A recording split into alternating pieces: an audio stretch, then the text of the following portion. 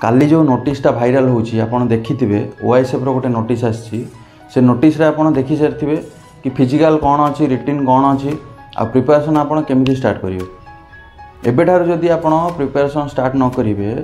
ताहले सेतबेले आपनको समय मिलिबो नाही तो यथा शीघ्र आप फिजिकल प्रिपरेशन होबा सहित रिटिन भी आपण प्रिपरेशन होन कहीं ना आपण जदि फिजिकल पय एबेठार प्रैक्टिस न करिवे सेतबेले आपण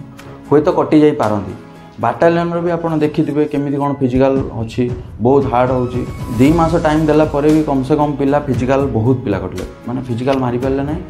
6 मिनिट मारिबा एते सहज कथा नै 4.5 फुट हाई जंप मारिबा भी एते सहज कथा नै कम से कम 2 मास 2-3 मास टाइम लागि जो डेली जदि रेगुलर आपण हाई जंप प्रैक्टिस करंती ताहाले आपण हाई जंप क्वालिफाई कर परिबे तो हाई जंप क्वालिफाई करिया पई आपण कोन ट्रिक अछि मु आपण को नेक्स्ट वीडियो रे कहि देबी